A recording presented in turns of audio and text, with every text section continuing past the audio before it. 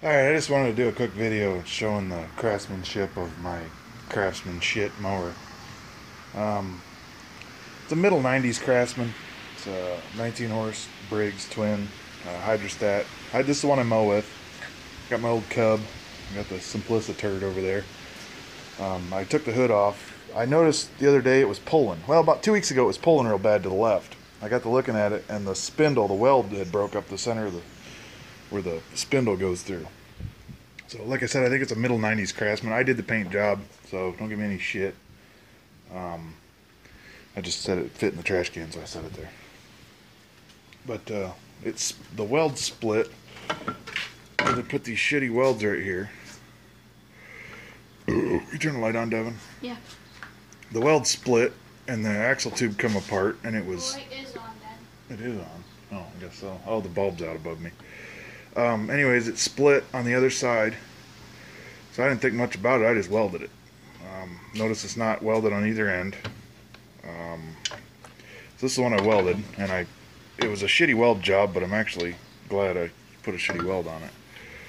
You can see where it cracked right there again through my weld. I just blobbed a big wad of goo on there. I was trying to weld through paint. It wasn't welding worth a shit. But a big gap in both ends once again. But this time, when I took it apart, I noticed I bent it back already. You can notice there's a big focus. Oh shit, the camera turned. Notice there's a big crack all the way to about there. I started grinding on it before I bent it back. All the way down. Notice there's spot welds right here. You can barely see it. And then there's no more weld from there all the way around that radius all the way to the end. On both sides. No weld there. 1-inch weld.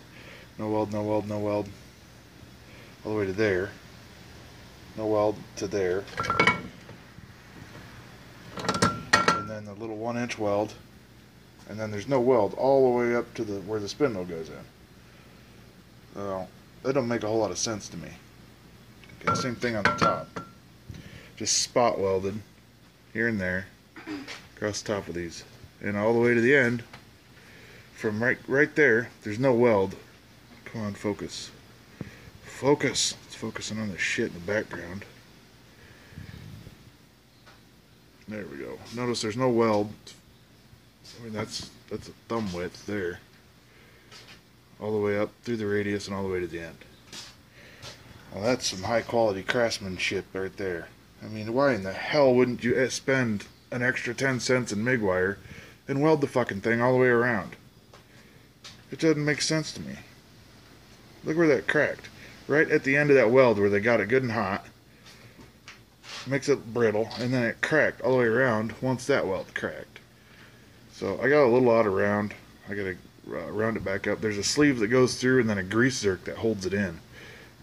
And so the whole center of the axle tube was all full of grease.